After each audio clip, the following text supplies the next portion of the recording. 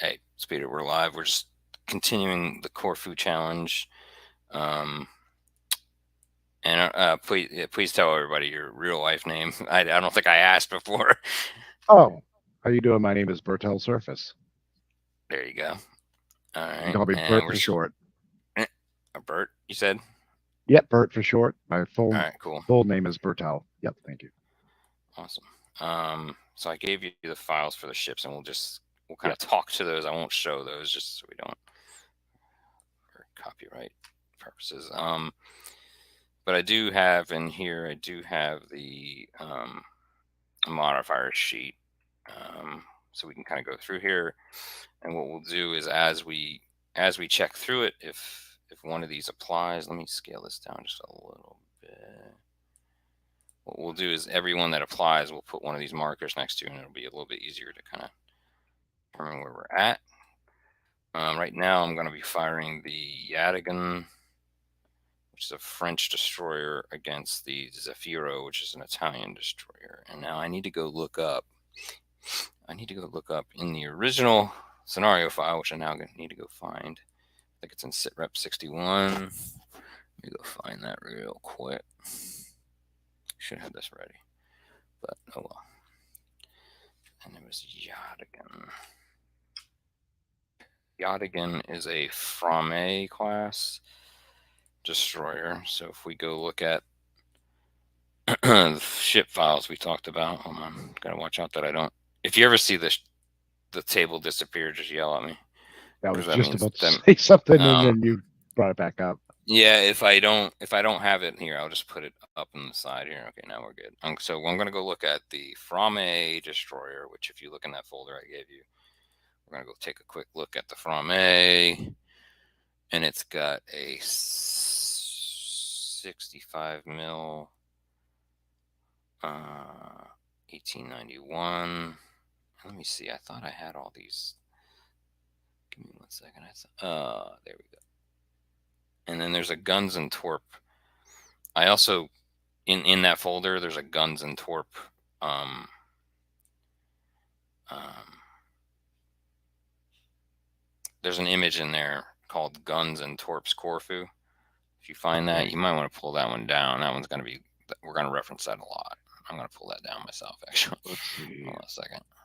Um, I'm looking. I Yeah, double it should click. be Guns and Torps Corfu. That one you're probably going to want to maybe keep down Oh, on your desktop just for reference, okay. because we're going to reference it Is a lot. where is that? I see the from me. I Okay, brought go that keep up. going down. It's labeled Guns and Torps Corfu PNG file. Oh, I see it. Yep.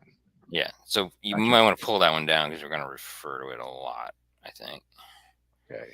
All right, so we're looking at What do I just the. slide it over to my desktop or? You might have to right click. You might have to double click it and Oh, then hit the download. okay. There's like a double click it and then there's like a down arrow top right-ish of the screen. All right. I gotcha. Cool. All right, so then we're going to look at the Frame while we reference that file, right? All right. So the Frame destroyer has a 65 mil 1891. So let's go find that. All right, there we go. Short range, medium range, long range, penetration and damage. All right, now I need to go look at the rules real quick to see the ranges for. This has been a while since I've done this, everybody, so just bear with me. Going and looking at the Dawn of the Battleship rules, we're going to go look at the ranges. As soon as I do this a couple times, I'll have everything memorized where the heck that is, which is. Alright, give me a moment. I'm going to write down what page this is as well, because we're going to be coming to this a lot. So we're on page 5-1. Let me make a note of that. Give me a second. As we do this, I'll make a reference so that I'll know where to go each time. All right. So we're going to try to figure out the range. I think we're in short range, but we'll see here in a moment. Let's check how many. Let's check how far we are. We are at 9.3 inches. These are actually grids. I have it set to be grids, but this is technically inches, so 9.3 inches. And I can't remember the darn scale on this. I think the inch is 250 yards. Shoot, let me look that up too. It's been a long time since we played this scenario. Sorry. So let me go look at the scale again. Might help. Let me see. Scale. Game scale 1-2. Game scale 1-2. Game scale. Distance. So just the guns and tour put on the desktop. I don't need the frame. I could just bring that up in here. Correct. Yeah, exactly. Okay. Okay. 1 inch. I'm gonna put this on the screen so we all know it. 1 inch equals 250 yards. All right. So just so we remember it, I put the scale here for now. We'll remember it after a while. So we're at let me get a trusty calculator because my old ass brain doesn't know how to do basic math. All right. So we're at 9 point. We are at 9.3 times 250. We are at 2,300 yards. We are at, so let's go ahead and put this here. So this is our distance, and I believe it's short, but let me check my Dawn rules real quick. I believe it's short, but I got so many rule sets in my brain, I gotta go look. That's actually medium. It's within the third medium band. Let me get a shot of this too. This will help us. So we don't. Give me 1 second.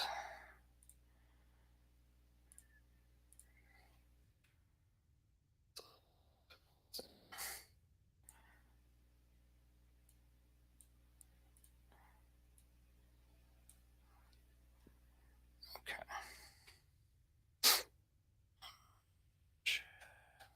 Ranges.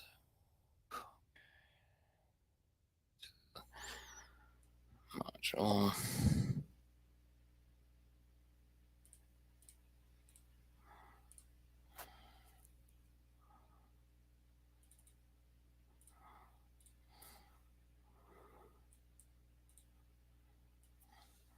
Yeah, I usually catch all your try to catch all your YouTube live streams, and if I can't catch them live, I watch them when I'm able to. Awesome. Yeah, Yeah, it's a, you guys. That's StreamYard. all. Those are awesome. I love watching those with you guys, you and Larry, and Oh yeah, Chris. Yeah. yeah, and Yeah. Chris. Yeah, They've pretty nice guys in it was general. actually Larry Bond that turned me on to you because I didn't know Oh, where to cool. turn, so I sent Larry an email, um, and explained to him my situation, and he said that I get it, check out Peter Robbins on Discord, and I was like, oh no kidding, and I was like, so yeah, ever since That's then I've cool. been following you guys and just everything I Awesome. can, just basically. So Yeah. I was getting ready to jump into high tides, and then it stopped. Yeah.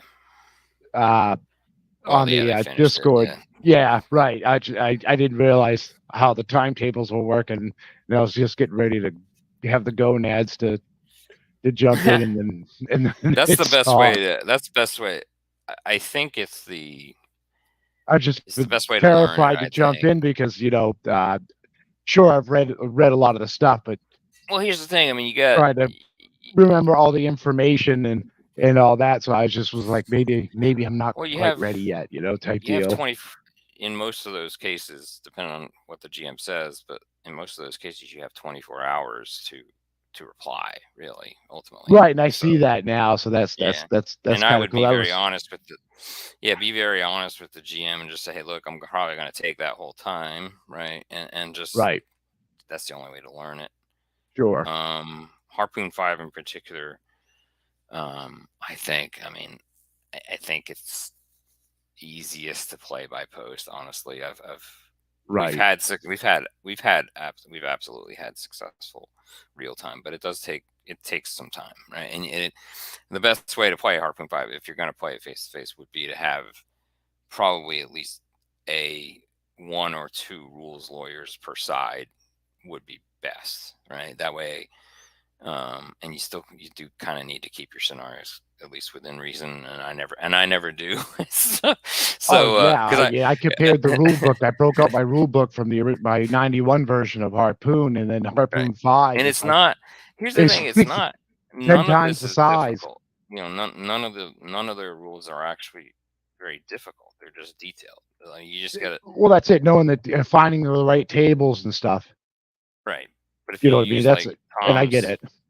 Tom's cheat sheets, which I hope you've found those. But Tom's Yes, cheat sheets, but I believe I they're did, yeah. perfect. But they still take time. I mean, it just takes time. So yeah, you're not going to get through a large operational area scenario in Harpoon Oh, 5 yeah, no in way. a day. You're just not. So unfortunately, that kind of pushed me towards doing virtual wargaming in general, was the fact that I Right. needed to learn Harpoon, and then I kind of offshoot to all the other rules. I'd say. All right, so we were checking gunnery. We were at 2325. So as you can see here, let's see how big are the primaries on that. Let's go look at that ship again. It's only a 65 millimeter. All right, so again, we look in that column for 2325, we have a base of 14%. So I'm gonna write that down. We're gonna go real slow on this because I'll speed up over time. All right, so again, scale is 1 inch, 250 yards. Our distance is 2325. Looking at the gunnery chart, we got a base of 14%. Okay. So now we're gonna go through all these. All right. Any visual or environmental factors? Visibility less than 20. I would have probably used that if there was a bit of fog in the way, but in this case, there really isn't. Right, we're going from here to here. And we're going to need to figure out how many barrels we're firing here in a moment. Now, In is that fact, let's cloud go. cover or smoke trail from that ship Nah, that's burning? nah, I can't remember what I did. I think I was just playing around. Honestly, Oh, I think this thing, it got hit, but it has 32 of 34 left, as you can see here. So its damage points are not that bad. I think I just did that for visual effect. So one thing we tend to do as well is we use these markers to designate how many people are firing on them, because for example, if Peak decides to fire on Jafiro, then there might be some overconcentration effects. This also just for visual effect, of course, too. But like what we usually do, let me see if we have misses. Oop, that didn't work. What happened there? No, it's not really liking that. This is what I was talking about before, where you have to kind of like get close to it on this larger map, because we're technically beyond the table. In tabletop simulator terms, we're actually well beyond their definition of the boundaries of a table, so you have to be really close to the object to move it. Right. A miss right now. We'll use that. All right.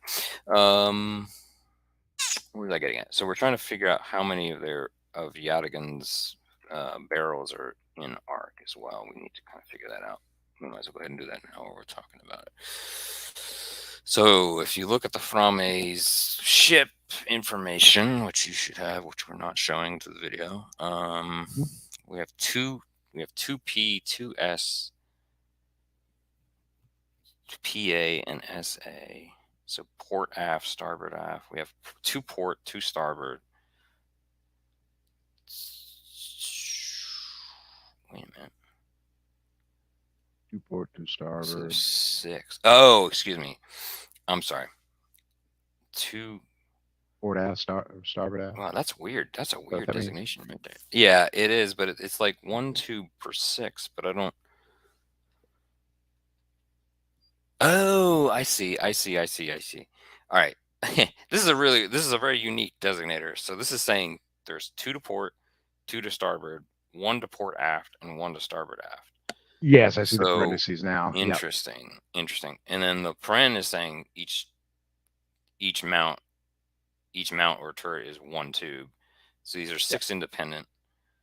6 independent turrets firing, right? So, Yep. but let's see. Let's think about this. So port and starboard. I need to go look at the arc chart for this real quick, just to figure out how much of this is in arc. And where the heck is that? Give me one moment. All right, so port and starboard. That's upwards of 45 degrees from the mid tunnel, and I don't think he's got it. He does not have that here. I don't see it. I think he might not be able to hit. Right here, this guy's firing, right? So 45 would be about like from the center. 45 would be about like that. I don't even think he has the rear one. Okay, let me go look at that. Okay, so then starboard, port, PA, and SA. So PA and SA. Yeah, those are still. That's a weird ship, somewhat. It has no forward. It has no bow turrets. Okay, so that's not going to be able to hit that. So do you understand what I did there, right? So like this port arc is only like 45 degrees. Oh, I'm going off the center. Let me do this a little bit. You know what? I actually have something that might help. Actually, no, I don't know if this will work or not. It's got a 45-degree arc up and down, correct? It might help. Let me see. See if I can get this on here to help us. I see what you're doing. About as close as I can. All right. I don't think that's even a 45. Like this is, I think, about a 30. So Yeah. think of a line about half. I think of a line about halfway between this. I think is about right there.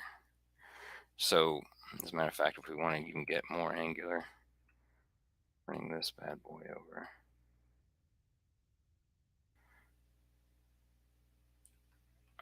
What the hell? Let's take our time. All right. Where's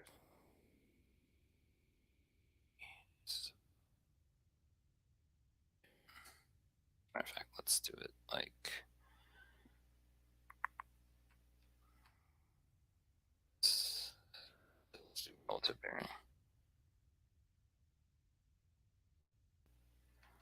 About as good as I can, close as I can get it. Yeah, there you go. You're just So about there. 45 degrees would be, yeah, I was right? Like, so 45 would be 10, 20, 30, 45 would be about here. Yeah. Yeah, we eyeballed it pretty well.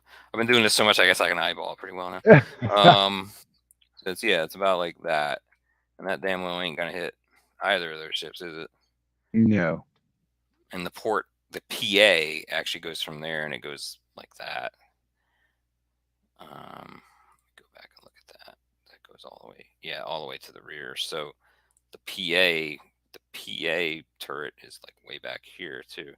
So they must have that turret right around there. This is a weird ship. All right, so be it. So that didn't hit crap. This guy probably does, but he's gonna end up. I'm gonna give him an environmental modifier. This guy, I think, probably could fire on this if you're The one that's on fire? yeah, which isn't really on fire. Let me get that out of there. I think I was just playing around or something. Here, in case it does go on fire, we can use it. All right. Let's look at this a little closer too, just to make sure. He can't fire on the second ship. He can fire probably a third one.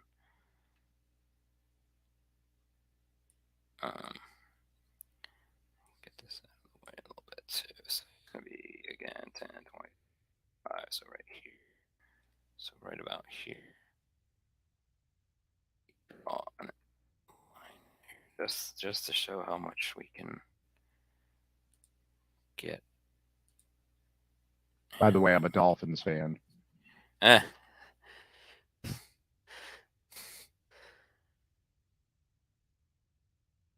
Been painful over the years, has it? So, all right. So we So is he got going to be able to get the 10, third 20, chip? 30, 45. So about like Looks that. Oh, this is just not. I can't do this and zoom out. Shit. Yeah, let's get that out of the way. I think it's gonna be like. I think you can get this one, don't you? I think so too. It looks like it's within that barely within that arc. But I think it is. All right, so he can do his. He can do two. He's got 2 barrels on that guy. All right, so let's get that range. We'll do this one then. So that range is 8.9. Let me do that. 8.9 times 250 is 2225. So let's change that text.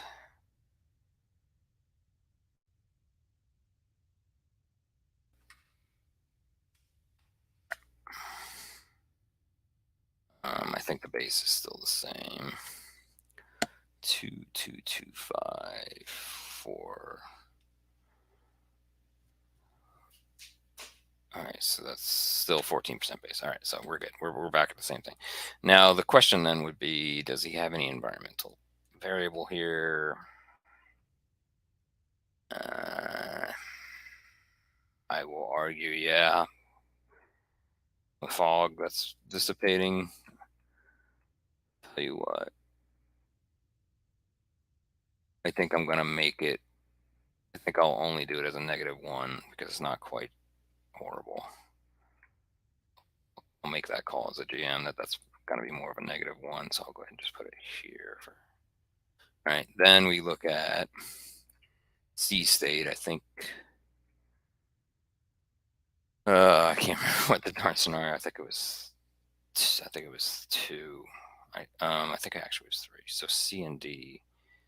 Let's go look at the size of the Frame. Frame is an E. He's actually -2 because of the C state. 3. Let me think about that. Can't remember what the scenario was. Let me go look at the sit rep. Yep, C state's 2, visibility 60%. So no, we don't have this modifier. Okay. All right, too many ships firing at the same ship. No, not. I don't believe anybody else will fire on that guy. I think he's the only guy we're firing at, so there's not going to be over concentration. All right. So again, we checked environment. We gave kind of a GM fiat caveated -1. Didn't give him any C state modifiers. C state 2, Firing correct? ship. Yes, he said. Yeah, C state 2. Sorry. The firing ship not being fired upon.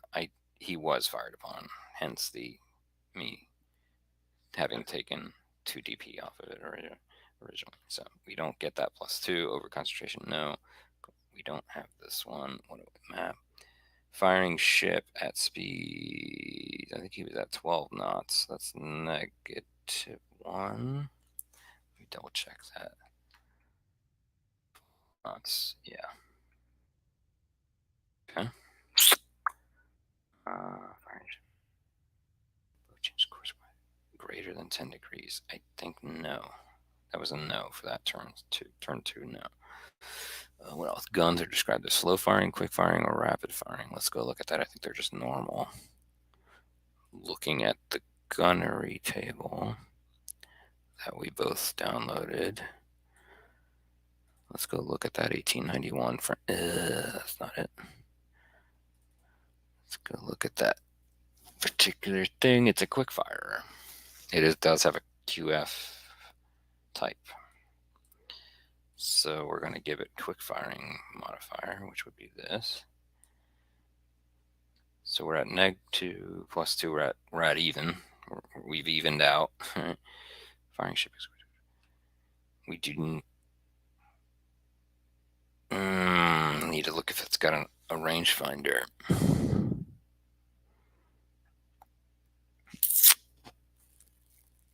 Doesn't say it does.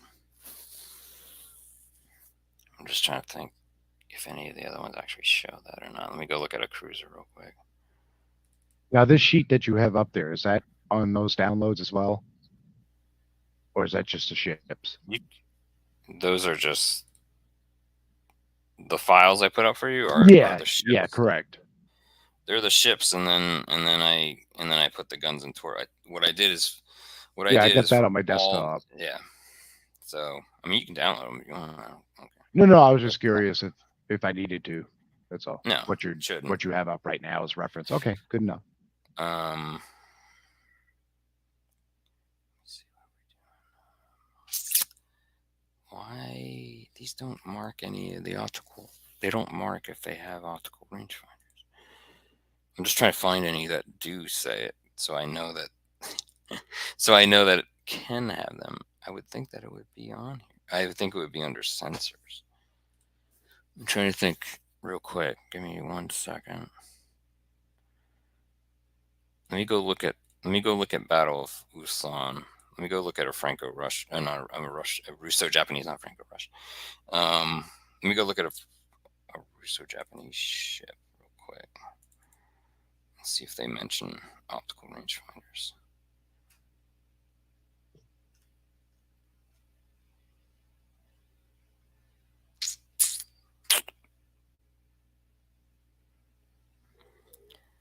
I'll be damned.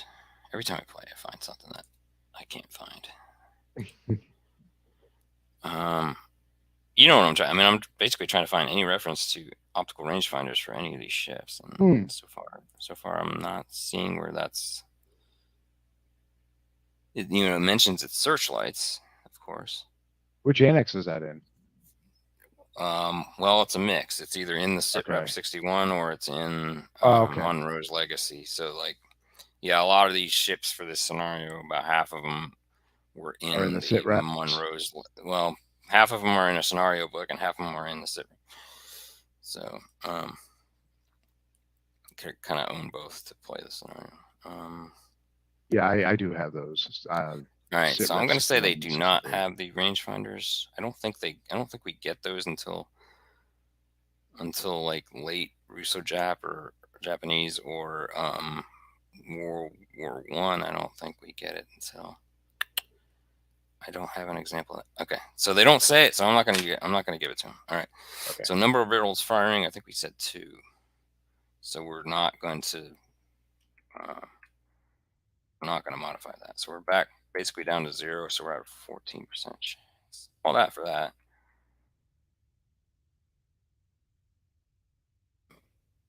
Copies of these. Red will be the tens digit. I get a 14 or below on this. Oh wow, we did. Wow, that's amazing. Got a 2. We did hit. Did you hit it? Nice. Yeah. Interesting. Where'd they hit to say? Well, here, that's how.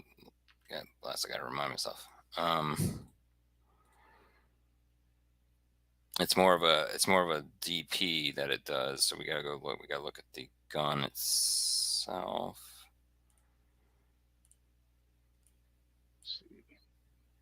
The 1891 at medium range does a pen.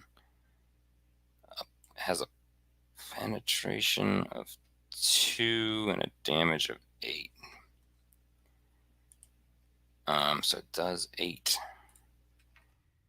What is the Sparrow's starting DP? Let's go look at the SITREP.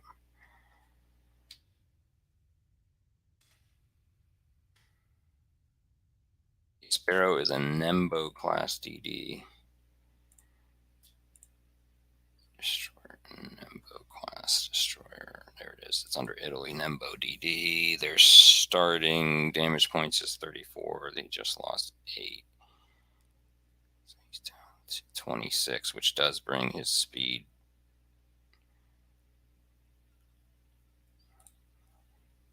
Oh, no, not quite. He has 34 points, but. All right. 26 of 34. So got a pretty good hit on there. And we'll determine whether there's a critical hit chance here in a moment. Let me go look up that. Let me go look that up real quick too, because we got to do a calculation of that.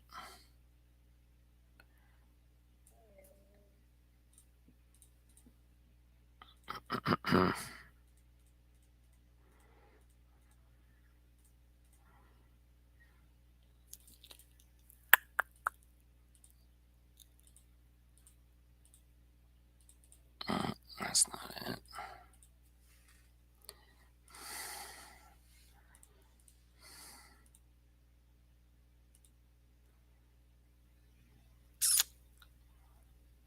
Oh, come on. All right, here we go.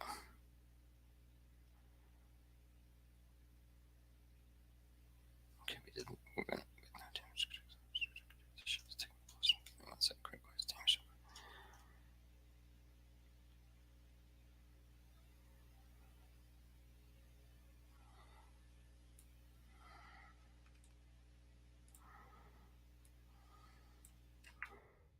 So,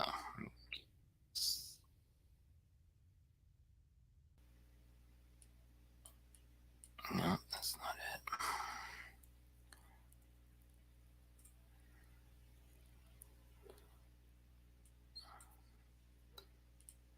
I'm gonna keep this rule handy.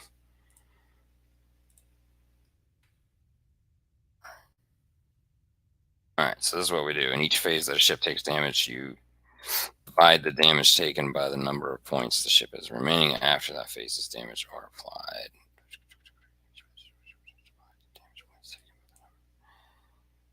Okay, so it took 8.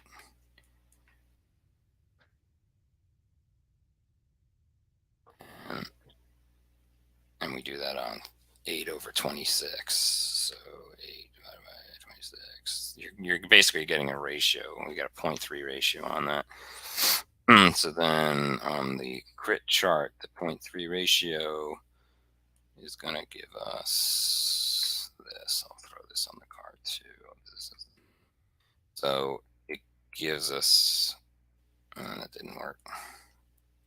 So I need to do a d6 to determine how many crit chances we get, how many crits we get. It's actually a pretty good hit. Roll the 2 though, which I think gets me nothing. Yeah. Okay, so no crit hits. That was about the worst roll I could have made. All right, so at that point, if I had rolled a 3, then there would have been at least 1 crit hit. Again, it's always based on how much damage you just took, but based on the new damage point total. So, like, for example, if I take another hit for like 3 points of damage or something like that, then I would do 3 over 23. Right? Does that make sense? So, like, Yes. you always do it on it's a ratio of how much you took based on where you end up total wise. It's easier to kind of just think of it holistically. All right, so that's one firing of 1 turn. So as you can see, it's not difficult by any means, but you do kind of, and then as you play it, you get quicker and quicker and quicker. Let's just think about. I don't think anybody else can fire, and I think these guys are well out of range. Let's just double check that. Yeah, let's see. 37 by 250. That's over 9,000 yards, and these guys probably can't fire that far. Battleship Umberto. Umberto. Let's go find that in the sit rep.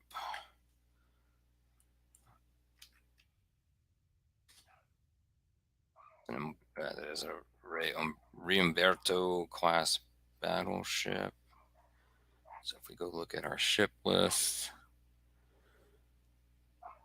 okay, if we go look at the Re Umberto, its best primaries are 13.5 inch EOC pattern M's. So then we go look at the gun. That's not it.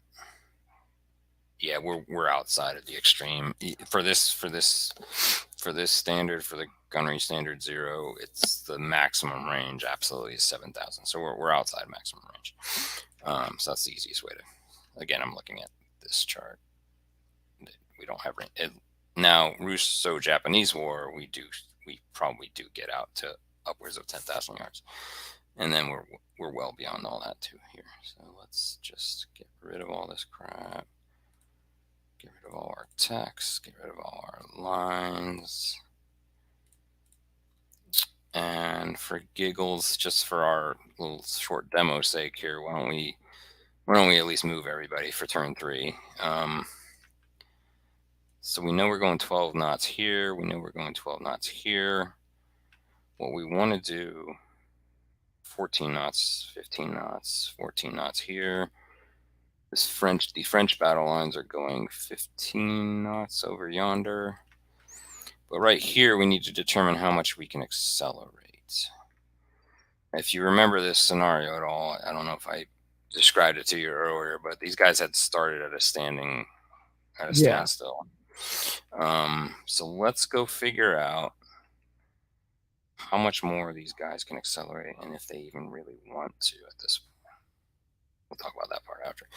Let's see how much they can accelerate. They're currently at 12.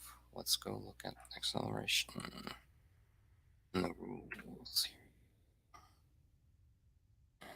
And we'll probably end after we move all these guys. But humana.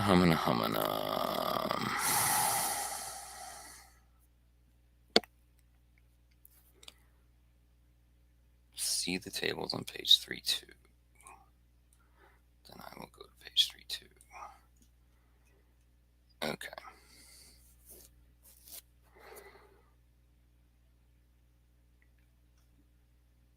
Okay, so if you do have the rules, it's on page 3.2. It's under ship acceleration or deceleration rates. We look at either the slow E or fast E, and I'm saying E because these guys are all, I think, E-class destroyer sizes. Now, some of these are fast, some of them are not, and I think it's the French. Let's go look at the Frame again in our ship list. French Frame destroyer is an EV small. It's max speed. What you want to do to determine whether or not the destroyer is a fast E or a slow E, you look at its max speed, which starts at 26. And then what it says in the ship acceleration deceleration table is a fast ship, quotation marks, has a max speed greater than 18 knots.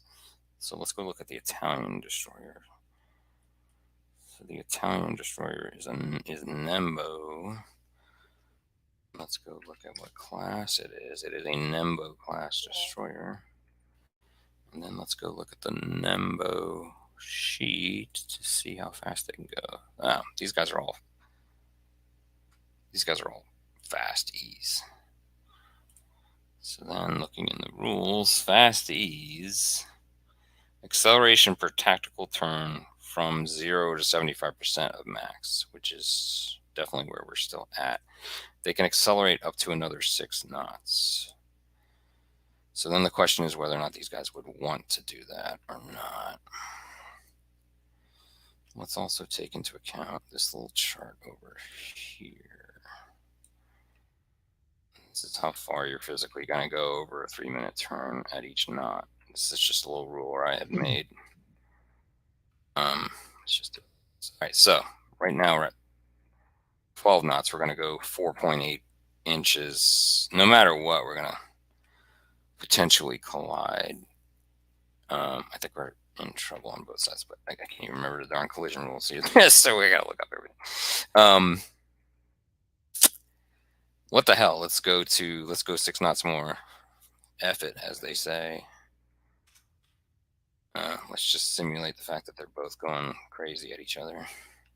They want to have more maneuverability, I guess. I don't know. Yeah, so they're both increasing speed to 18 knots. These guys. Let's see. 14 knots of the Umberto is probably still within the 75% range. Let's go look at their top speed. Their top speed. Ah, wow. Okay, their top speed is 18. So he's above that. So let's go look at that acceleration. Acceleration from 76 to 100%. That's a fast B because it can go 18 knots. So its acceleration at this point can go only 2 more. So these guys are going to go 16 knots. Let's just get them into action. Austro-Hungarian Kaiser Karl IV is going 15 knots. I'm assuming that's going to be similar. So let's get them up to 17 knots.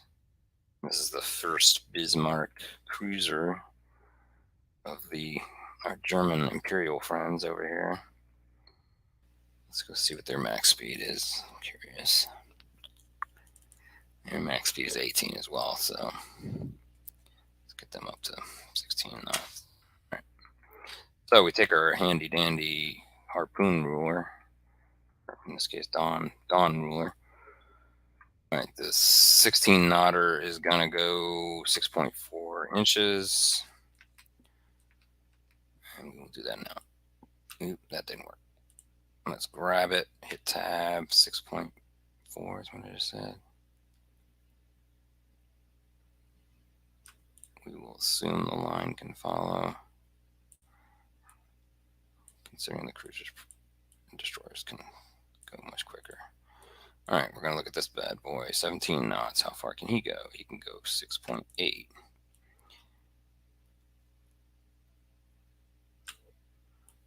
Bring the line for now. I'm going to get too fancy. And this guy's going 16 knots, so he can go 6.4 as well.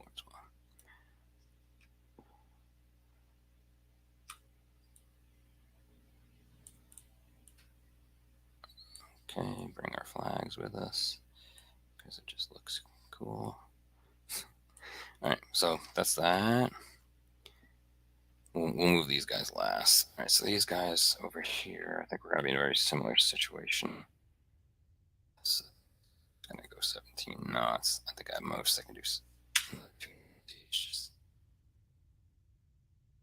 keep them in formation. Everything making sense so far, at least? Yeah, somewhat, yeah. Following Any along. questions?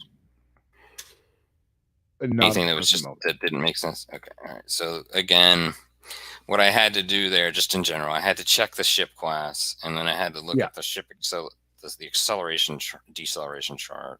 I had to determine whether or not they were within their 0 to 75%, in which case they could have gone upwards of. Let's go look at that chart again just to make sure I'm doing everything right.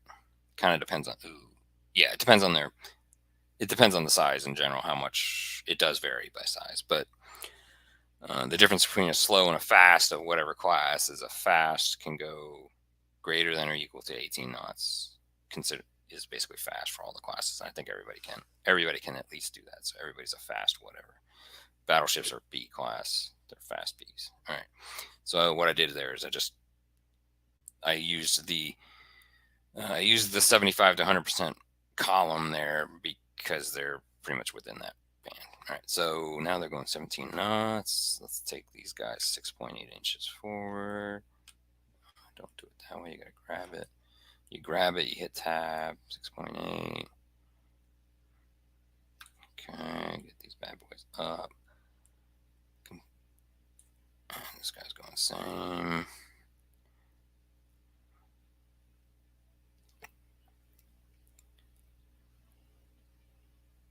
That seemed weird.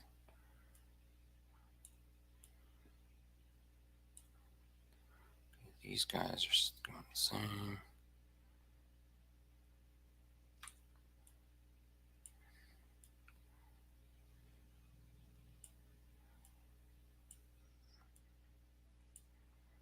These guys are going the same.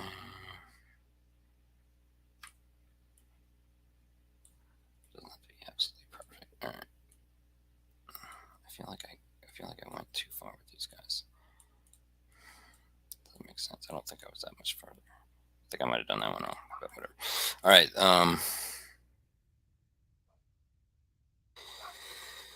So that's all that. Now we need to figure out what the heck I'm gonna do here. I think I might just kind of turn these guys like this. Turn these guys like this would be probably the most natural reaction. So now we got to figure out how far forward we have to go before we start that turn. They're both now steaming for 18 knots. So I'm looking at basically the same charts. Actually, I'm looking at the ship turning distance chart, which is just under that. It's still on page 3-2 of the rules. These guys are class E. We're not going to use hard rudder. We'll use standard rudder. They have to advance at least 125 yards. So let's just say, they got to advance like an inch. All right, so 18 gives us 7.2. Let's go 1 inch. Let's take these guys up. I'm going to get these guys, whatever. I'm going to get these guys in formation. They weren't in formation properly before anyway. All right. So that's their 1 inch, and then they're going to do that, I think. And then they're going to go the remainder, which is 6.2.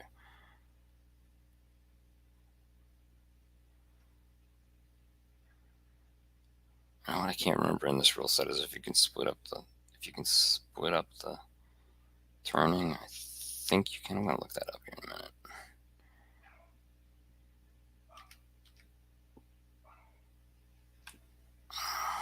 Just bring them up like this.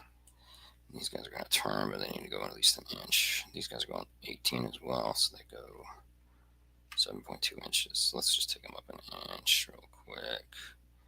So they got to go at least that before they can turn. Slow them down. I think I would slow them down to about a 5 point. Let's slow them down to 13. This makes more sense.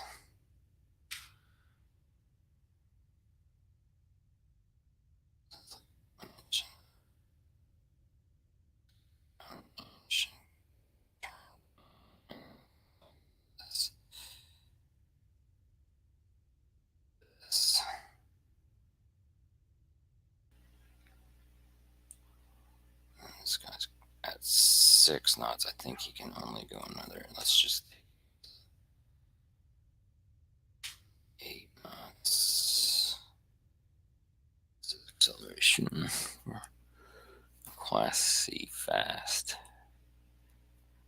He can go upwards of 5 more knots. I might take him up to 12.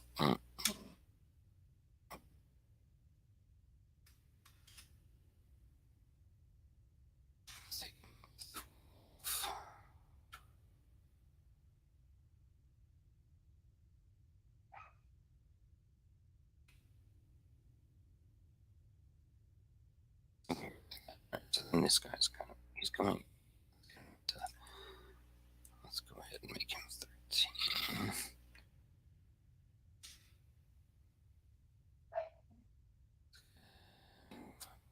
13.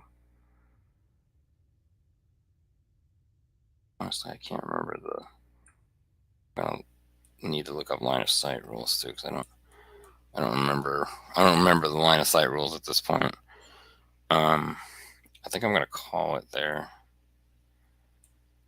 but I might continue. I'll continue this at some point if you want to watch along again or roll with me or something. Yeah, I just kind of wanted to show at least some firing and some moving and some turning and some accelerating and some decelerating. So I think we covered a pretty good amount of stuff there, but even if it doesn't feel like we did, it's a good rule set. Again, it's pretty simple. I'll compare it like I did Admiral of the Fleet, which is basically the light version of Sea Creek 5. I did that this last weekend, and honestly, they're about the same speed. I think it's because of some of that granularity of movement we just kind of went over, and some of the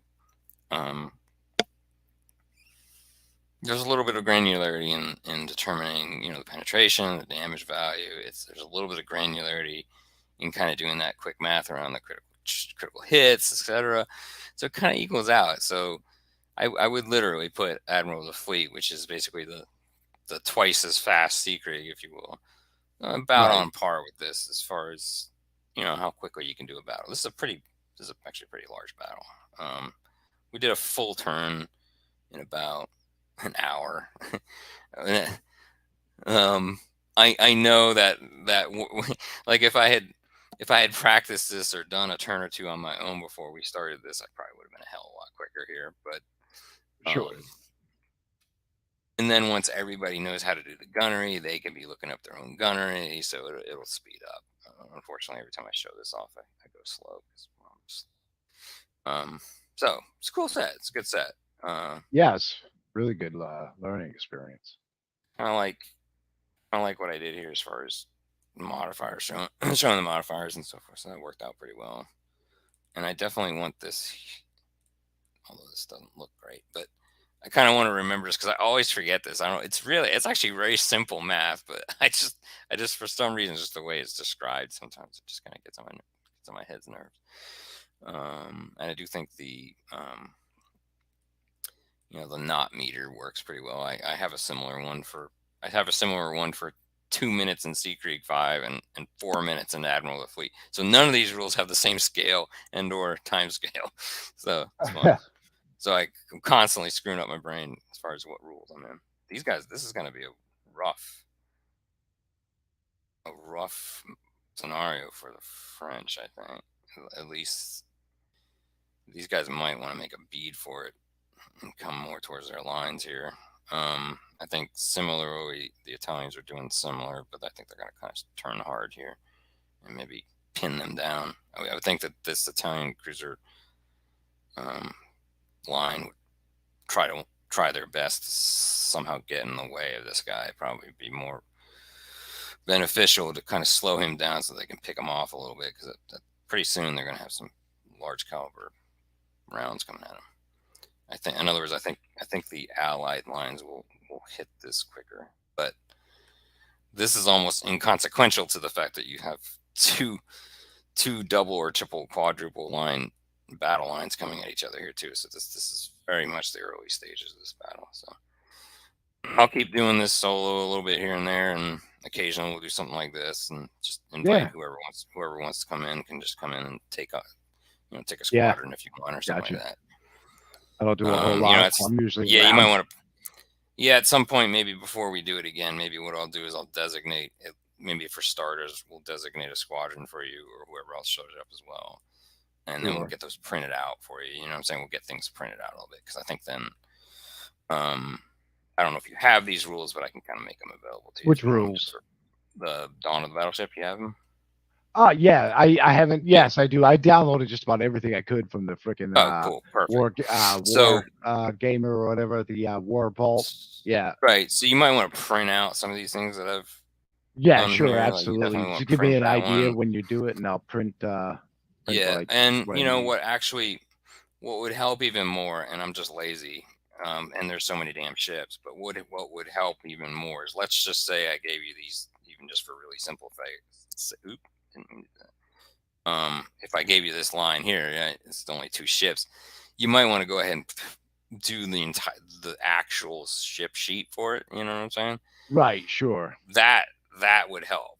So if I played this at the tabletop, we'd have ship sheets printed for all these. Yeah. And that would make this go quicker too. I'm only doing it this way because I'm lazy and I don't want to waste all my ink. I think my email's on my profile in Discord. Oh, cool. Yeah. So if not, I could message it to you. Oop. Okay. Sorry, my wife pinged me again. So yeah. So that's that. Let me save it real quick so I don't lose that.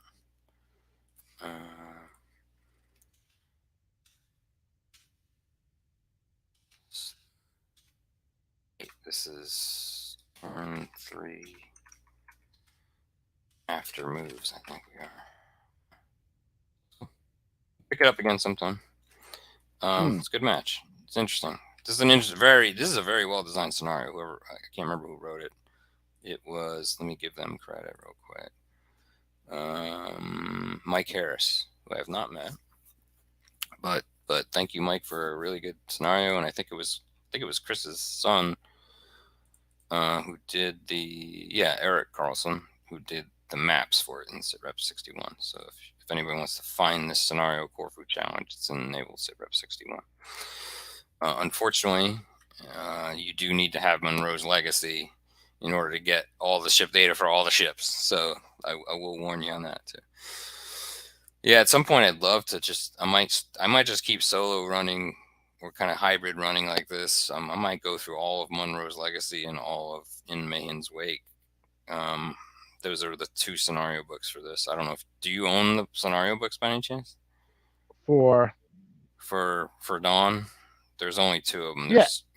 Yeah, if they're on the vault, I'm pretty sure. Yeah, I'll tell you right now. Yeah, so there's a shit ton of there's really good Dawn of the Battleships 1-1, and there's another. I got Monroe's Legacy, and there's In Mayhen's Wake. Yeah, I got that. I got all that stuff. Yeah, those are great. There's a lot of really good what ifs in there. That I love this time period. This is my absolute favorite naval time period. For me, this is the sweet spot. This up through like Russo-Japanese for me is just the pinnacle of it for some reason. Yeah. Well, it's just because you have all these like technologies that are growing so quickly, and you just kind of get a good feel. I feel like if you war game between 1890 and 1917, through end of World War I, I feel like you learn a lot about the basics of surface warfare pretty well, and then you can apply that, of course, to any later. But at that point, you're firing cruise missiles at each other, right? At that point, you end up in technical warfare as much as anything, right? But and understanding the intricacies of ASW and so forth. And I love that. But this for me is the sweet spot. I used to primarily, if not only, do Age of Sail. And then I jumped all the way to Harpoon 5, and then I realized, well, wait a minute, there's a whole period in the middle, and I finally came here, and it's the sweet spot for me. One of the first rule sets I ever did was Iron and Fire by David Manley, which was Civil War ACW ironclads, which is also fun. Ironclads are fun, but fundamentally, pew pew, ricochet, right? That's my that's my impression of ACW, right? I mean, it's like they overkilled the armor in a good way, I guess.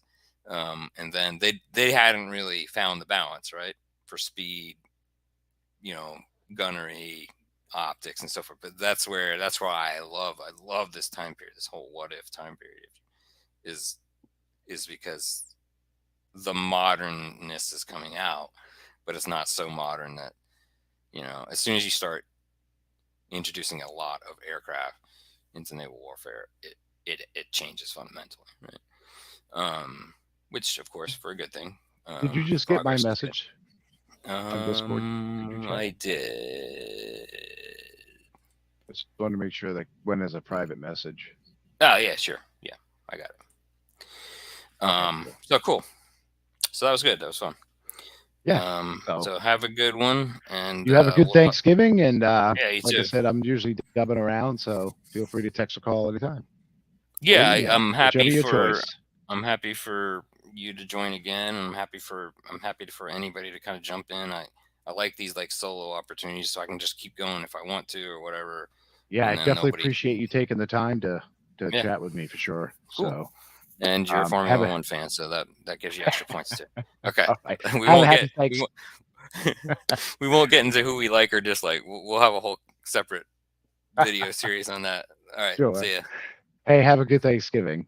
You too. You and your family. Okay, bye.